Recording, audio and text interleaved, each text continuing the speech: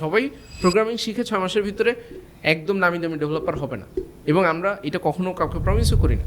6 মাসের ভিতরে সে একটা কোম্পানিতে ইন্টার্নশিপ করার মতো লেভেল পর্যন্ত যাইতে পারে বা জুনিয়র ডেভেলপার পর্যন্ত যাইতে পারে। অনেকের ক্ষেত্রে এটা 6 থেকে 8 মাসের মতো সময় লাগতে পারে। আমরা যে জিনিসটা ফাইন্ড আউট করছি যে কেউ যদি আসলে সফটওয়্যার ইঞ্জিনিয়ারিংয়ে বা ডেভেলপমেন্টে আসতে চায়, তার মিনিমাম 1000 ঘন্টা প্রোগ্রামিং করা দরকার। 1000 ঘন্টা প্রোগ্রামিং করতে হলে আপনার 1.5 বছর সময় দিতে হবে।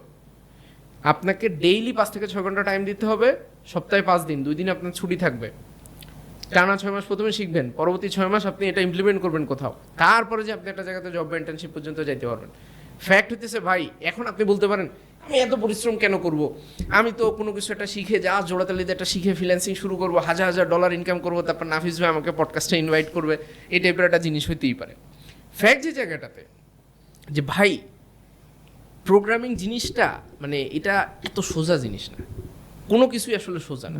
এই পডকাস্ট করা কি অনেক সোজা? ডে ওয়ানে আপনি যখন শুরু করছেন সেই অবস্থার কথা চিন্তা করে আর এখনকার অবস্থা আপনি বুঝেন, এভরিথিং ইজ হার্ড। সেই জায়গাটাতে আপনাকে শুরুতে একটু টাইম ইনভেস্ট করতে হয় যে কোনো কিছুর পিছনে।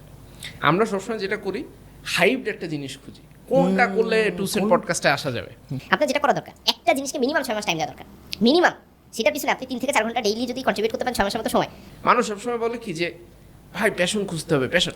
ভাই প্যাশন কোত্থেকে আসে? যখন আপনি একটা জিনিস ওভার অ্যান্ড ওভার করতে থাকেন, যখন আপনার ভালো লাগে তখন সেটা প্যাশন হয়ে যায়।